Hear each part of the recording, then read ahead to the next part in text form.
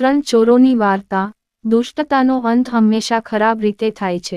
મારી ચેનલમાં નવા છો તો મારી ચેનલને લાઈક કરો, શેર કરો, સબસ્ક્રાઇબ કરો. ધન્યવાદ. ત્રણ ચોર હતા. એકવાર તેણે એક ખૂબ જ ધનિક વેપારીના ઘરેથી ચોરી કરી. ચોરી કર્યા બાદ ત્રણેય ત્યાંથી ભાગીને જંગલમાં છુપાઈ ગયા હતા. થોડી વાર પછી ત્રણેય ચોરોને ભૂખ લાગી. ત્રણેય આજુબાજુ જોયું પણ ખાવા માટે કંઈ મળ્યું નહીં. ત્રણેય ચોરોએ શહેરમાં જઈને ખોરાક ખાવાનું વિચાર્યું. પરંતુ ત્રણેય ચોરીનો માલ લઈને શહેરમાં ગયા તો પકડાઈ જવાનો ડર હતો અને જો સામાન જંગલમાં છોડી દઈએ તો સામાન ચોરાઈ જવાનો ભય હતો.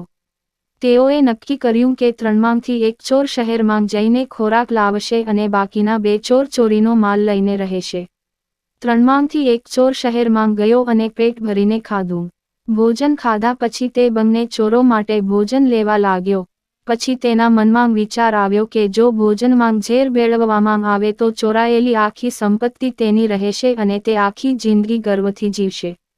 તે ચોરે ખોરાકમાં ઝેર ભેળવ્યું. અહીં બંને ચોરોએ ત્રીજા ચોરને ખતમ કરવા માટે અલગ પ્લાન બનાવ્યો હતો જેથી ચોરીનો માલ તેમનો જ રહે.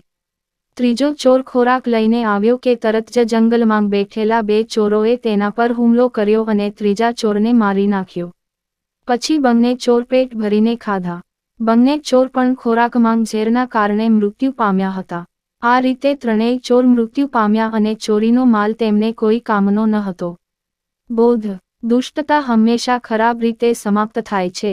વ્યક્તિએ હંમેશા ખરાબ લોકોથી દૂર રહેવું જોઈએ. પૂરી વાર્તા સાંભળવા માટે ધન્યવાદ.